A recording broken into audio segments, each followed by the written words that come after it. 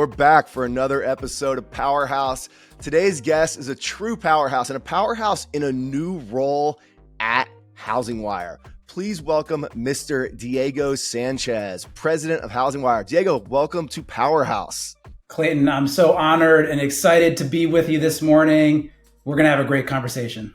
Diego, so in the last week or so, we announced on LinkedIn that after 5 years at HousingWire, you've taken on a new role, increased responsibility. Our partnership as executives leading this business continues, but we're evolving that a little bit. So congratulations on your role as president. Give us a glimpse into what this role means for you and your plans for 2024. I'm just really excited about this business and our prospects for 2024 and beyond. And so this role as president is really, I feel like, just solidifying the partnership that we've had over the past 5 years, where you've been a little bit more externally oriented. I've been a little bit more internally oriented. And I'm kind of managing the media business, and you're thinking about the future and thinking about the vision of the company and maybe who will buy next, other corporate strategy items. And it's just a really good partnership between that kind of a little bit more externally facing and a little bit more internally facing. Although I feel like you do the internal stuff really well, and I like to think that I do the external stuff pretty well. But it's just a really nice partnership to solidify that. Diego, earlier this week, I was at NBA IMB down in New Orleans, which, by the way, is like one of my new favorite cities. I know you love such a cool as much city. as I do, and that city prepares some food, man. Yeah. But I had breakfast with Dave Savage, and Dave at points in his career has been CEO and had partnered with a president in the business. And we were talking about like how CEO president combinations can work well together, how they work best. And I was sharing some of the research that you and I have done as we're designing our internal cadence. And we found a really cool graph that kind of shows a circle. Like, so let's think like y-axis, you have like the time period over which like you're focused, whether we're starting like focus on like today's operations versus like operations 10 years out. And on the x-axis, you have internal versus external. And so you have like a president who's very like, there's a big circle like toward like the lower left that's focusing on like near term and internal, and then like a CEO who's like further like top right, who's focusing on like long-term vision and external. But there's a big overlap in the middle. Yeah. And so like you have this like strategy where I as Dave and I talked about this, and as you and I have talked about this, you might have a president who's responsible, like Diego, you got to hit 2024 budget, like near term, like that is you have to conquer. And the CEO is there to support that. And, as I won't put this on my business card, but I do think one of the CEO's jobs is being like the chief salesperson, like out there, like telling the company's story, and which impacts the near term opportunity, but also focuses on that longer term horizon. Like, who are we going to be in 5 years? But the crux of that is there's a big overlap in the middle where the CEO and president have to partner on both near term and long term.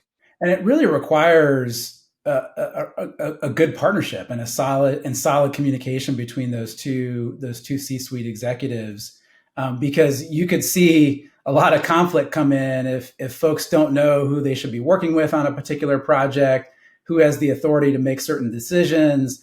And so it does require really constant vigilance and communication on making sure the team isn't getting frustrated with us as leaders. Especially in a distributed and hybrid workforce. So I'm at like our HousingWire HQ in Dallas. You've been in New York the whole time we've been working together. Like, tell me a little bit about how you think the distributed workforce, the distributed and hybrid nature of our team, like influences that cadence and flow of how to be like to partner well, but also know when to divide and conquer and have clear communication. Yeah, I don't know if we would have become a more distributed company if COVID hadn't happened. I think that we had a pretty good structure the way things were before the pandemic hit.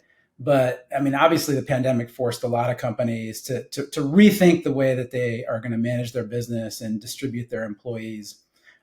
And I got to say, like, I think it was hard for both of us in those first couple months, and even that first year of figuring out, like, how do we manage this team that's all across the country, and now we've got folks in India and England and Hawaii, so the time zones are pretty crazy, right? And I think we're both pretty social and interactive people, and like to see people in person. And so, I think we had to struggle through it a little bit, but I think we've gotten to a really good place of, we are able to see each other on a fairly regular basis when there's important meetings or when we have our own live events. But we've also gotten really good at the digital tools like Zoom and Slack, and making sure everybody is talking to each other like this on a very regular basis, at least once a week.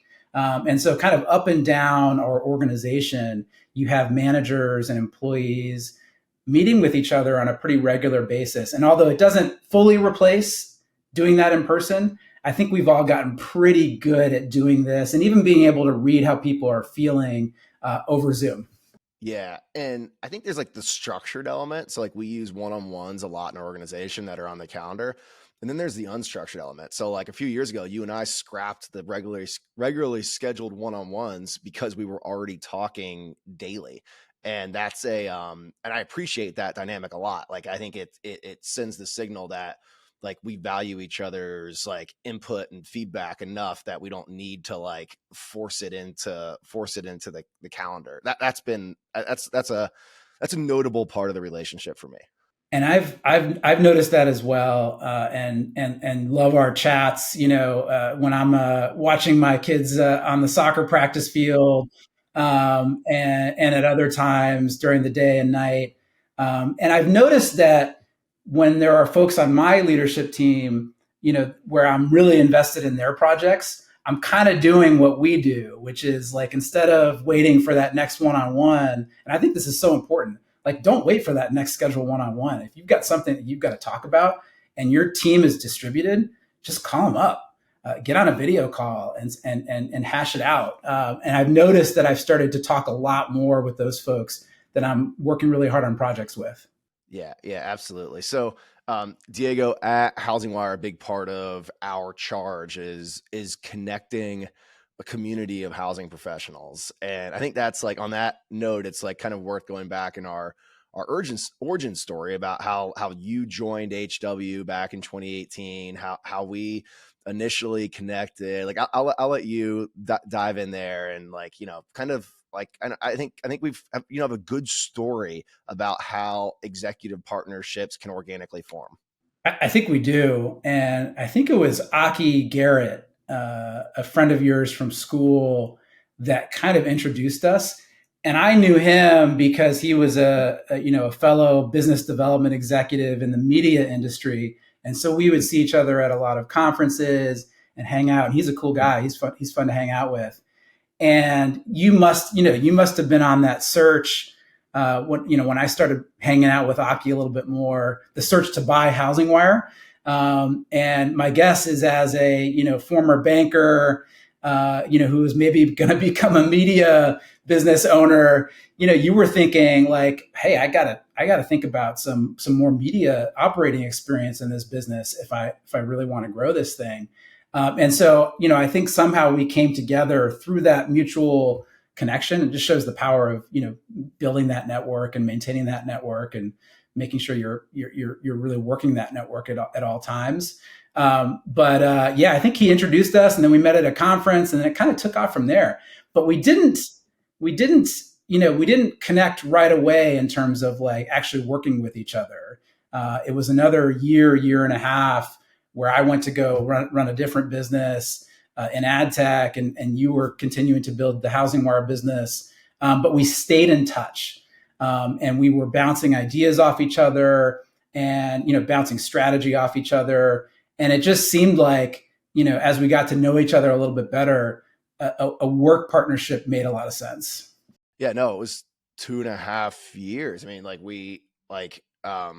you initially joined us in October 2018, and I think the origin of that was like, I know the origin. Like at that time, we had one person who was running ad operations, marketing, newsletter database, and probably like 6 other things.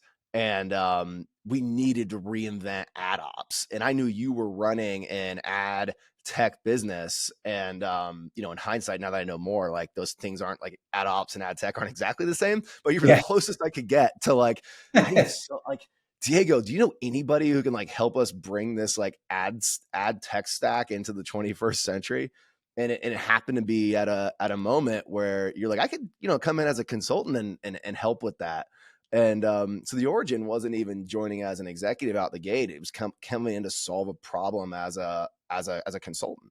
Absolutely. And, it was a very serendipitous moment for us to do that, because, the company that I was working on and running was having some real challenges, and, was having difficulty with product market fit for the product that they wanted to move into the US.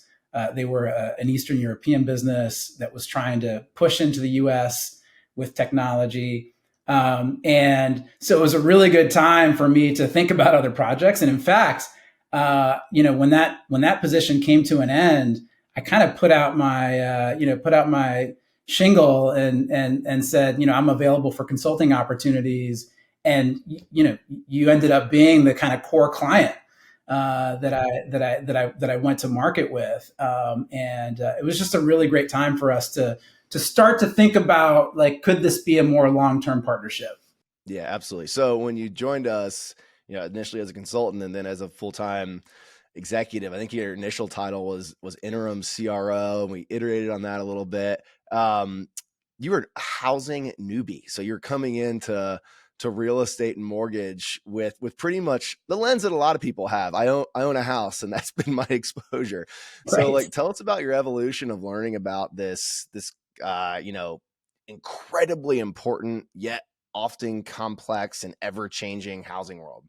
Yeah, totally. I was definitely a newbie and had kind of a frustrating process of buying that apartment that I owned at the time.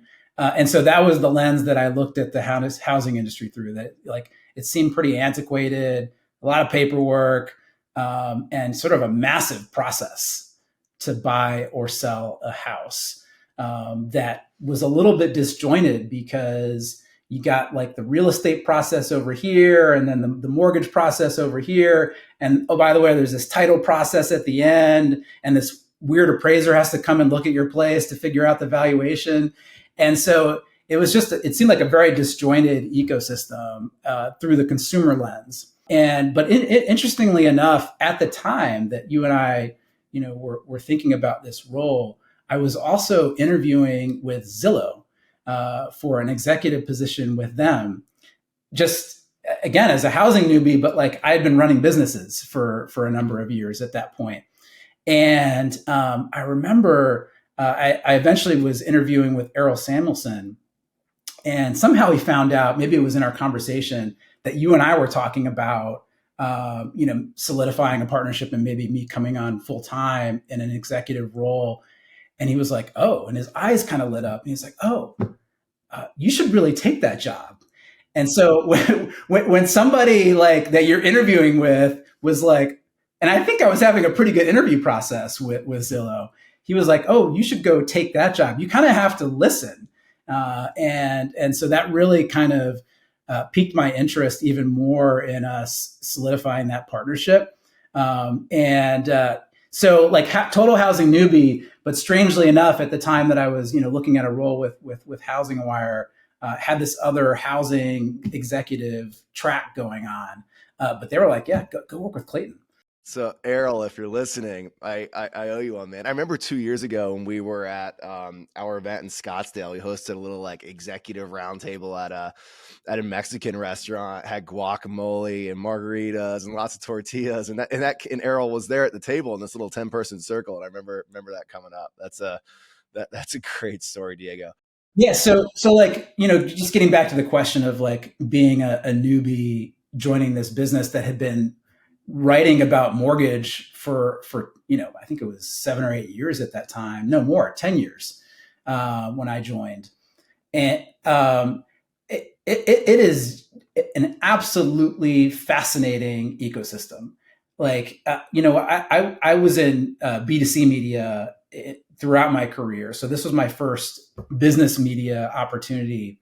But if you look at the dynamics of housing, there are all the elements of like really interesting stories, right? You've got some really interesting companies, you've got disruption happening seemingly all the time, right? In these different verticals that we talked about earlier. You've got some really interesting executives and leaders at these different companies. So some big personalities, some really big personalities. You know who you are, audience. You know who you are.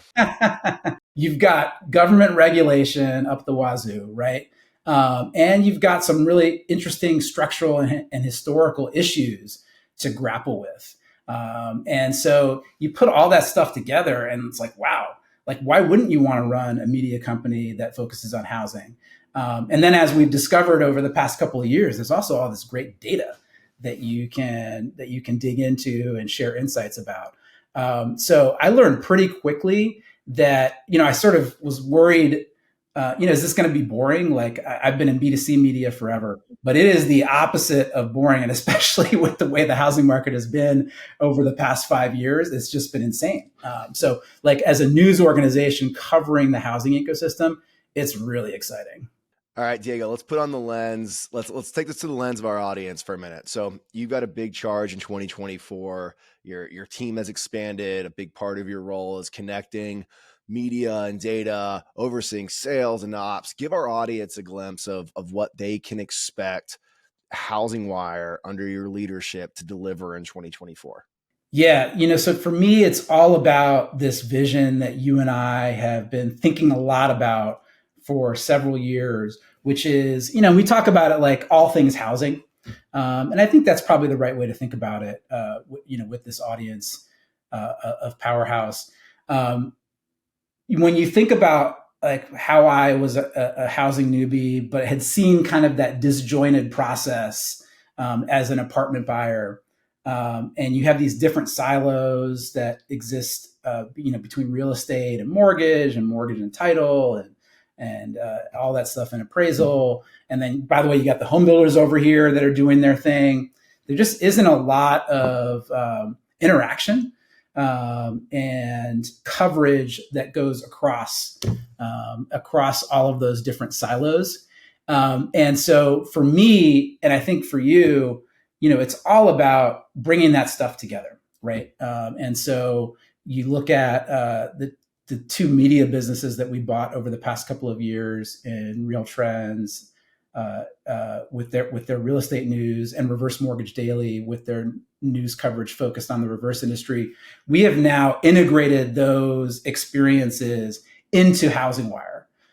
So all things housing from a news coverage perspective. Last year, we did HousingWire Annual and the Gathering of Eagles, so two separate live events. One focused on mortgage executives, the other focused on real estate executives. In a couple of months, we're going to have the Gathering, where we're going to bring all of that together, right? The full picture, all things housing, April 21 through 24 in Scottsdale, Arizona. And I think we're going to have like 750 to 800 executives coming to that event. But again, all things housing, like we're looking across the whole ecosystem. We're not necessarily diving into these silos to the exclusion of others. And so now what we have to think about in 2024 is we just bought this Altos business, which has amazing real-time housing market insights. How can we integrate those amazing insights and other data sets, great real-time mortgage rates, which we're about to launch with a partner, and other data? How can we make sure we're integrating that into our HousingWire coverage, so that our audience gets the best of news, analysis, insights, data, research brought to them on a daily basis? So really that's my vision for 2024. And then like the vision for beyond that, I think we can talk a little bit more about it, but like, I really want, like, if you're a housing executive, whether you're in mortgage or real estate or title or appraisal or home building, or you're a top producer, or you're a production leader, like I really want you to come to us first. And I really want us to give you a dashboard where you can just see all this stuff at the beginning of your day and figure out how you're going to tackle your day based on those insights that you're seeing on that dashboard. So that's the vision for me. Yeah, that is the full picture. And as we think toward the future, we're not doing this for ourselves. We're doing this for the audience. We're trying to meet the demands of what's out there. And the industry is flush with data and information. But for this to be successful, for the full picture to really come together, contextualization and connectivity is a big part of it. And I don't want to fly by that one word that you mentioned there, Diego, in research. And I think research is a crux of this, because research really ties together data and insight and brings it to intelligence that executives can use to make decisions. So we're not here to be your entertainment. We're not here to just, spread rumor mill or gossip. We are here to bring business insights that help housing professionals make decisions, build better businesses, make more money, and help consumers get into homes and hopefully have lower costs of home ownership over time. So like the impact has to be there for this to be successful. Yeah, we want to win, and we want our audience members to win. We want them to win market share, to grow revenue. And that's what we're focused on really every day. And our audience is asking us for this. So I spend quite a bit of time with people who subscribe to HW Plus and people who leave HW Plus, because I want to know, why isn't this working for you? And a lot of the time, unfortunately, over the last couple of years, a lot of the times it's because people are leaving the industry because it's been a rough stretch. But there are several people who have said, "Hey, I need more data from you. I need more insights. Like, this has to impact my day-to-day business. It's not a cheap subscription, right? Like, so, and it might get more expensive over time, but it has to provide that value of helping people make decisions in their business that are going to help them grow and win market share." Spot on. All right, Diego, president of HousingWire. Diego, how can our audience members find you? How can they communicate with you? We want to have a dialogue. Yeah, absolutely. I'm pretty much an open book. Happy to talk with anyone. So my email is Diego. That's DIEGO @hwmedia.com. But LinkedIn, I'm on all the time. I'm probably on 4 or 5 hours a day. Prospecting and developing business and developing partnerships, gathering tickets, and trying to sell more of our media products to our marketing clients. So find me on LinkedIn. I'm there a lot. All right, Diego, thank you. Congratulations. Thank you for the partnership. I couldn't be more excited about charging into the future together. Let's provide the full picture to this audience. Yeah, I'm really excited about that. Clayton, thank you so much for having me on today and for the opportunity to be your partner and president of this organization.